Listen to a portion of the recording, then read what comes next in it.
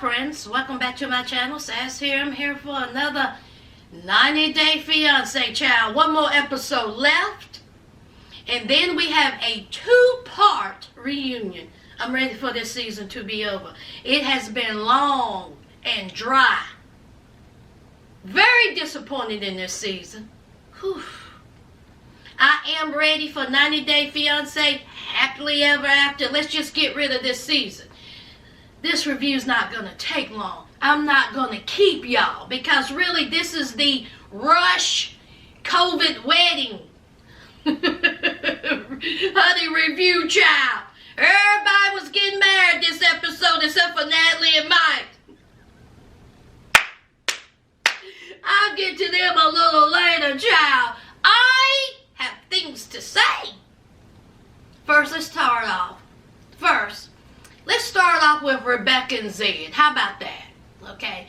As we know, Rebecca, she has been stressed out over this rush to get married. She has so many things to do in 8 days, working 60 hours a week. So many things to do.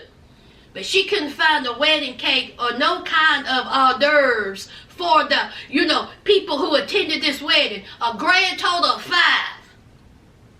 But you was just stressed out and running ragged. Okay, Rebecca. So it's the day of her wedding. And of course, she did not know what to do. Okay? Her nerves were shot. Should she or shouldn't she marry Zed? Y'all already know the answer to that. She marries him because she loves him that much. This is the man that she wants to be with for the rest of her life. So she's getting ready. Okay, remember the wedding dress didn't fit, so she had to put on a corset on top of the wedding dress that she got online. Listen, wasn't nothing wrong with the dress. Actually, the corset kind of went with the dress. Rebecca looked fine. Zed and his hair looked fine. Now, who was it? Her son-in-law and the boyfriend walked her down the aisle. Is that who that was? Child, they came dressed for the occasion, didn't they?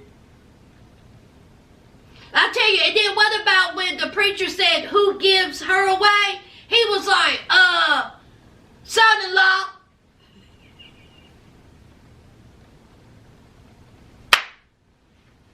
Honey, they tipped with the work boots, child. I'm like, now I know they're not wearing steel-toed boots to the wedding. Just as long as they were there, I guess. The daughter said that she's going to be there for her mom. I mean, hell, it is the 3rd wedding she done been to.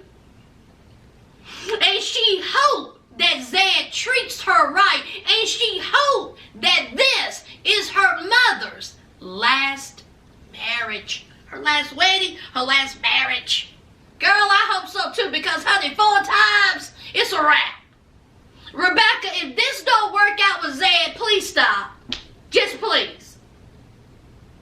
I hope it works out. Zed looked fine. They got up there and they got married.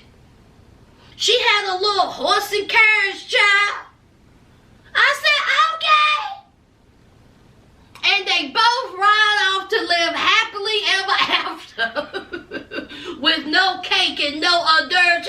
You could go to Walmart. Now, I know this was during the pandemic, but Walmart didn't shut down. Just got them people out there driving out. Couldn't even get no water. Just go ahead and eat the air. Just drive. Y'all, that was Rebecca and Zed. Let's move on to another wedding. Tariq and Hazel. Now, see, the night before, Hazel had her little bachelorette party, honey. Had Candy the strip up there doing all kinds of booty bumps, honey. Twerking, honey. Hazel did not know what to do, honey. She was mesmerized by those brown muffins, honey. Them things was... Hazel said, I want some of that. That's what I want. But see, Hazel, you got to put that on hold because it's your wedding day. Tariq, he's getting things situated because, again, we have the pandemic going on, so they got to rush in. They got to do things themselves. So, his daughter, got on her little dress. She looks lovely. Tariq looked nice. It's time to get ready. Here is Hazel. Hazel looks nice. She looks lovely. And when I tell you that makeup artist got her face together, I said, come on, lip. I love that color on Hazel's lip. I was like, come on. Hazel looked nice. Her dress looked nice. It fitted her perfect. I love the back of her dress. I love that train. Hazel looked good. Okay? So, it's time to go, get married. And of course, she wanted her parents to be, on Zoom call. She didn't know if her mother was going to be there because her mother does not agree with her being bisexual. But guess what, honey? Her family was there on Zoom to watch him get married. Now, Tariq, his mom is an older lady, and she didn't feel comfortable in coming out during the pandemic, so she wasn't there. But he had his older brother who drove from Utah, honey, Salt Lake City, child, to come see his brother get married. And that meant a lot to Tariq. Also, y'all know his other brother, child, honey, they battling, they beefing. So he didn't show up. So we have everybody there. It was lovely. They got married. They jumped the broom. Congratulations, Tariq and Hazel, honey. Okay. What about when they were in the confessional and Tariq and, what about when they were in the confessional and Hazel was like, I's married now. We gonna look for a girlfriend, right? We still looking for a girlfriend. I'm married now. I'm in the United States now, y'all. I got my green card. See, I'm here now. We still looking for a girlfriend, right? I's married now. Honey, Hazel ain't been married a good 3 seconds, and she talking about looking for a girlfriend. Good luck, Tariq and Hazel. Let's move on. See how I'm speeding through these? Let's talk about another wedding, honey. Brandon and Julia, child. Brandon and Julia remind me of 2 teenagers trying to get ready for prom. It's not like they even get married, child. So Brandon and Julia got into a fight the night before. Julia frustrated, upset, mad, because Brandon, honey, he could care less about this wedding. Or, he's acting like he could care less. He's not all involved in the thrills and the flowers and the galley. He ain't involved in all that. So, she's getting her bouquet ready for the wedding. Here comes Brandon, child. Got that little cockeyed smile. Julia was like, here, hold this. Brandon was like, oh, is this for me? She said, no, it's for his wedding. She was like, Brandon, please take it seriously. Brandon, just help me. You're not even helping me. We doing this last minute. I don't have this. I don't have that. I done pulled these flowers from the hilltop. These flowers is from the yard. Honey, Julia done went out there in the woods and done pulled her out some flowers, child.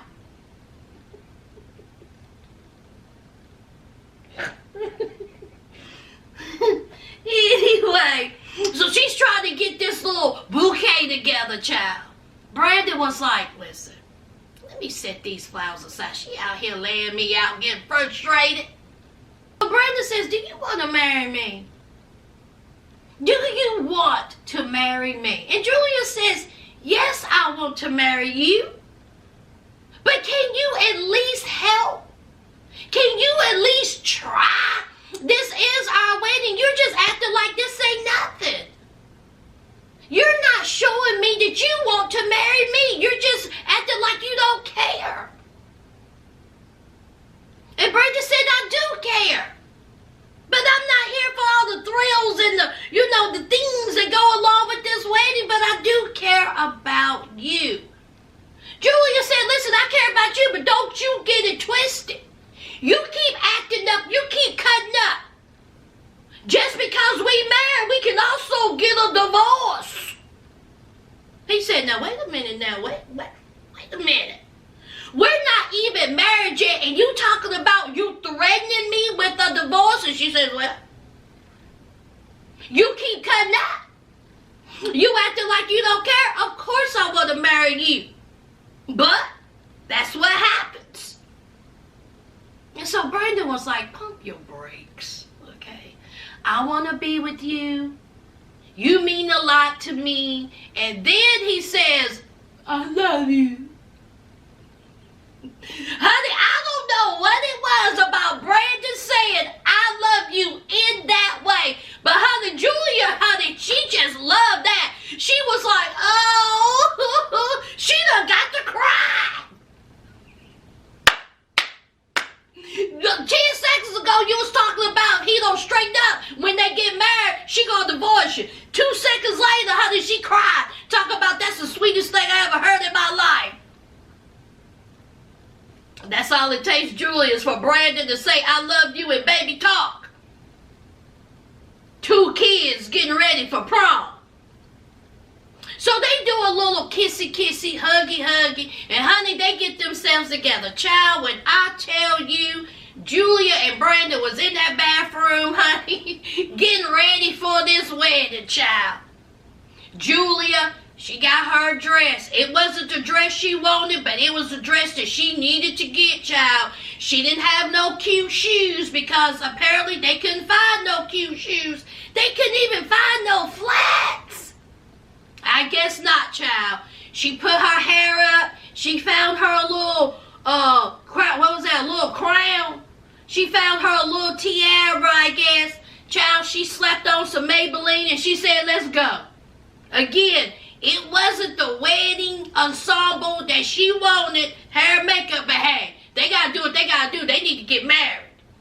So they go to the old school church, honey. Her mom and dad, they were on Zoom or FaceTime or whatever, so they were able to watch their daughter get married. Brandon looked cute though. I like Brandon's little, suit that had the Cherokee shirt on, the bow tie. I said, you better do it. And of course his mom and dad was there. One of the sweetest thing was when Brandon did his vows in Russian. How sweet was that? I said, okay, Brandon. That was so sweet to me. I said, oh, now that was thoughtful.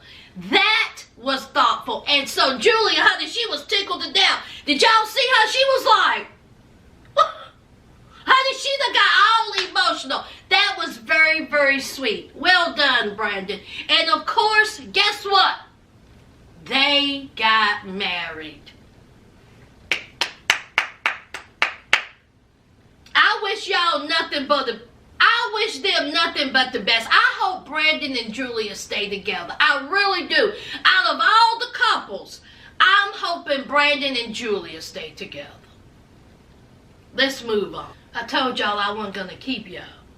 Yara and Jovi, they are in Vegas, and I have never met 2 unprepared people in my life. They have nothing. This whole time, y'all haven't done nothing. Y'all wait to do everything while you get to Vegas. Okay. Y'all are telling Jovi that it's his fault. Jovi said, it ain't my fault. Don't you be blaming me. It takes 2 to tango. It takes 2 people to prepare for a marriage. It ain't just me. And he said, technically, the woman is the one that plans the wedding. So, don't be coming at me with, it's my fault. These 2, they having a baby. Okay. So they're in Vegas, okay? Jovi is doing his best to appease Yara. He don't want Yara complaining. He don't want Yara crying. He don't want Yara emotional. He says that he is going to do everything he can to make her happy. If she says stick to my hip, he gonna stick to her hip. When she says jump, he says how high. So they playing a little blackjack. They're seeing part of, Vegas. But see, they have to get a ring because, see, they couldn't even do that. So they go to a ring shop, child, and it's his mama and Yara. The ring man said, what y'all looking for? She said, I want some $1 billion. So he said, I got some rings for you, honey. So he says, this ring is $1,200. Honey, this was a Jovi. What? $1,200. What? $1,200. $12. No, $1,200. $12. No, $1,200. $120. No, $1,200. Jovi said, you done got me all the way helped up. If you think I'm gonna pay $1,200 for a ring, see, I already done got her an engagement ring that busted my wallet. Why should I give her something that actually have diamonds? What y'all got back in there? Some diamond nodes. I want to see the cubic zirconiums. I want plastic. Jovi's mama said, no, who am I raising? Can't be coming up in here talking about you want a cheap ring. This ring is going to be on her finger for the rest of her life. This ring is a symbol that you love this girl, that you want to marry this girl.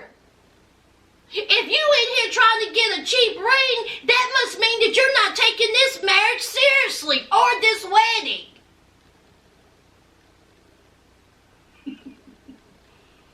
So, Yara, she sees 2 rings. The other ring was $1,000. So Jovi, he says, listen here, I am not trying to hear her mouth. I am trying to keep her as calm as possible, child. I'm tired of getting laid out. Let me go ahead and get her this $1,200 ring. So Jovi bought the $1,200 ring. All right. Now it's time for Jovi to go and get a tuxedo. So him and his dad and his friend go to a tuxedo, shop. Last minute, of course, because see, all this is taking place the day before the wedding. 24 hours. All right. I love the way Jovi's dad talk. That New Orleans accent. Oh, I love it. I love it so much. I can listen to him talk all day. I just love that. It's kind of like a soulful, raspy, accent. I love it. He sounds like Gambit from X-Men. Y'all know who that is? My nerd done came out. Honey, I love me some Marvel, honey. But anyway, so they're in the tuxedo shop. And his dad, when the camera was on him, he just seemed a little bit nervous. Like, he didn't seem comfortable in his skin. It was kind of weird, because he kept asking Jovi, you sure about this? You sure? You sure? Because, see, the son I know, he's getting settled down. The boy that likes to drink, the boy that likes to go to strip clubs, the boy that likes to party. Yara got this boy in a tuxedo shop, paying $1,200 for a ring? Okay. Jovi says that, listen, okay, me and Yara ain't, the best, but I want to make her happy. She is the one that I want to, marry. He is questioning it, a little bit. He don't know. But what he does know is that he does love, Yara. And Yara is carrying his child. So, of course, they're doing the whole dramatic about, is Jovi gonna marry Yara or not? Is he gonna have cold feet? We all know the answer. We know they're gonna get married, child. Let's move on. Last and certainly least, let's talk about these shams, these frauds, these idiots known as Mike and Natalie. Now, see, Mike and Natalie has had a bumpy road this is 90-day fiancé. See, it all started when Natalie cut a shine through the ring and said, I don't love you. Y'all remember that? Y'all remember that? Honey, that pissed and hurt Mike to the core. He still have not let that go. But Natalie felt bad about that. She regrets that decision. She knows that it hurts him. Time for her to come over to the United States, right? Instead of Mike saying, can't come over here. But that wouldn't be 90-day fiancé, right? So she comes over. And this whole season, we have seen them fuss, fight, cry, snot flying. Mike not giving her the ring. Natalie trying to find the ring. Mike not giving her the ring. Natalie trying to find the ring, begging for the ring. Ring, ring, ring, ring, ring. He finally gives her the ring. He finally says, I want to marry you. Now, do y'all remember the night before the wedding, right? They were kissy, kissy, huggy, huggy, loving on each other. They grilling some oatmeal cakes. I don't know what that was on that grill. It was dry, crumbly, with no sauce, just like their relationship. So, Mike, he gets cold feet. That's what he says. He gets cold feet and he tells Natalie, pack up your stuff, take your feet to the street. It's over. I don't want to marry you. So we go through this whole thing. Natalie cries, snot fly. They go into the motel. And guess what, y'all? They can't get a hotel, not the Holiday Inn, because the person whose card is on ID needs to be shown. Well, that's Mike. Mike is back home. So Tamara and Natalie don't know what to do. They can't get the room because Mike isn't there to show proper ID. So Tamara says, we got to go back. I think Natalie had a fit. So it's time to go back. And so Mike says, shut down the cameras. Shut the cameras off. I don't want this to be filmed. I'm so upset. So it's the next day and the tension is high. Okay? Natalie, she is distraught, honey. She is so upset. Here's Mike. Well, I got cold feet. I did not know what I wanted. I still don't know what I want. So him and Natalie's having this conversation. She is literally begging. Mike never says, I want to marry you. Let's get married. Let's get married right now because, see, it runs out tomorrow. Your visa runs out tomorrow. Let's get married. Come on. Not once did he say that. He's still saying he don't know. Everything seems rushed. He got cold feet. He don't know if he want to marry her. The day before her visa runs out, you know what she says to that? I forgive you. Say that again. Come here. Say that again. I forgive you. This man refused to give you the ring. He finally gave you the ring. He says that he wanted to marry you.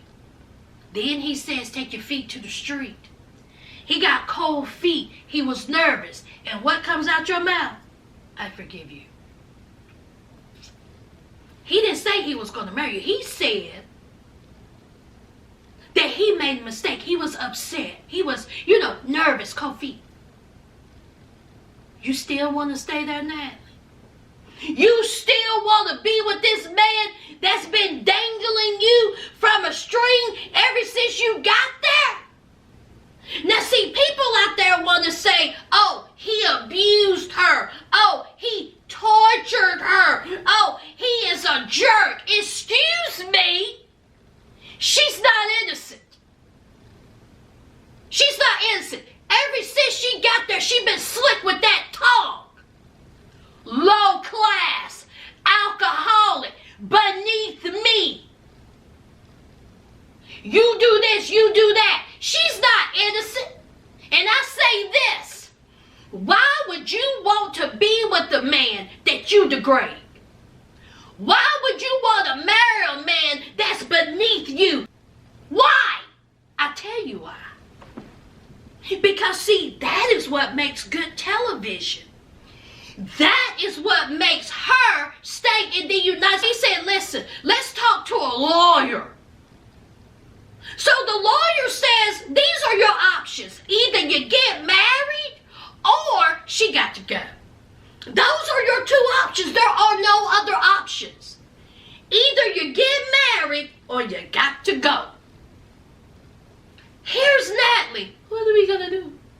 What's going to happen? What are we going to do? Here's Mike. I don't know. So you're telling me you still want to be with this man? Still? Oh, okay. Because, see, a normal woman would think that. She's so in love. Bull crap. They say, you know what? Give me money. Take me to Seattle right now. I will get on the plane right now. But I am not going to marry you. You done embarrassed me. But she still wants to get married. You want to know why? So she can stay in the United States. Y'all think about that? He keeps saying, Mike, I don't want to be any legal here. I don't want to be any legal here. In order for me to be legal here, we have to get married. Like he don't know this. Sham. Fraud. Did y'all see her looking to the camera? She was like this. Now I know there's been a whole lot of speculation. They got married. She had a baby. They got married. They are now divorced. No baby. They back together. And now she's pregnant. Listen, y'all. Oh, my God. I don't care. I don't care, honey. Until I see a baby on Natalie's hip, I don't want to hear it. I don't want to hear it. At this point, I don't care if they separated, divorced, back together. Now, I don't care nothing about Natalie and Mike. They are exhausted. She's fake, he's fake, and that whole storyline was fake. All of it. I don't buy it. There's a reason why they divorced now. There's a reason. That's it, y'all. That is it. That's all I have for Natalie and Mike. What do y'all think about them? What do y'all think about this season, child? Just one more episode left. Y'all know what to do. Leave your comments down below. Don't forget to hit that like, comment, and subscribe. And until next time, friends, bye!